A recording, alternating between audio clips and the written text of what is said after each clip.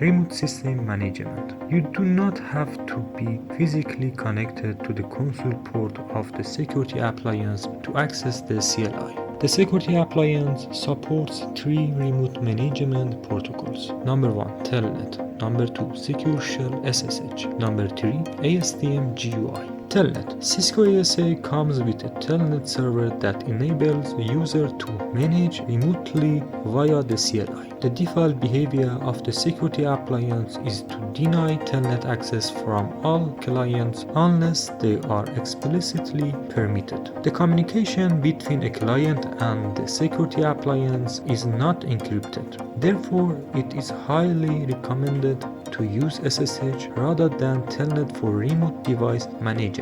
When a Telnet client tries to connect, the security appliance verifies the following two conditions. Number 1. The client's IP address falls in the allowed address space. Number 2. The interface that is receiving the request is allowed to accept requests from the client's address space. Example shows the relevant configuration for this setup. If the Telnet connection is idle, the security appliance is set up to time it out after 5 minutes, which is the default timeout. In example 2, a Telnet session is built and this connection is being disconnected by use of the kill command. Secure Shell SSH. SSH is recommended way to connect to the security appliance for remote management because the data packets are encrypted by industry standard algorithms such as TripleDES and AES. Before the SSH client and the Cisco ASA SSH server encrypt data, they go through an exchange of RSA security keys. These keys are used to ensure that an authorized user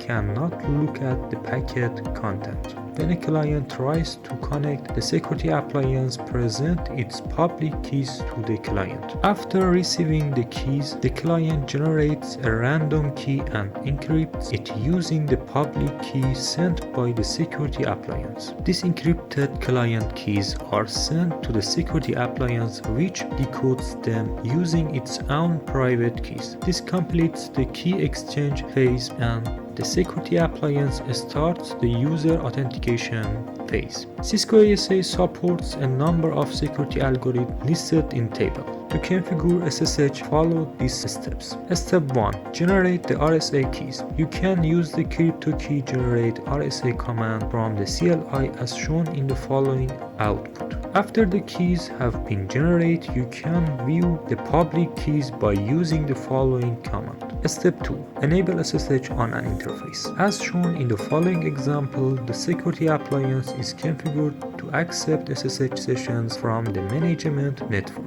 Unlike Telnet, Cisco ASA enables you to terminate SSH sessions on the outside interface. SSH sessions are already encrypted and do not require an IPsec tunnel. After client negotiates the security parameters, the security appliance prompts the user for authentication credentials. If the authentication is successful, the user is put into user access model. Step 3. Restrict the session version. The security appliance can restrict a user to use either SSH version 1 or SSH version 2 when a connection is made. By default, the security appliance accepts both versions. SSH version 2 is the recommended version because of its strong authentication and encryption capabilities. However, the security appliance does not provide support for the following SSH version 2 features: X11 forwarding, port forwarding, secure file transfer protocol support, Kerberos and AFS ticket passing,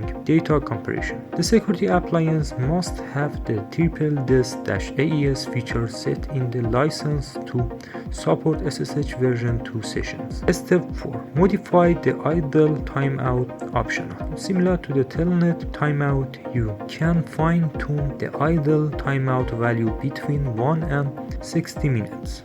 If the organizational security policy does not allow long idle connections, the idle timeout value can be changed to a lower value such as 3 minutes from its default value of 5 minutes. Step 5. Monitor the SSH sessions. You can also use the show SSH session command from the CLI to get similar information. Step 6. Enable secure copy SCP. You can use the SCP file transfer protocol to move files to the network device securely. It functions similarly to FTP but with the added advantage of data encryption. If you prefer to use the CLI, use the SSH copy enable command as follows. The SSH client must be SCP capable to be able to transfer file.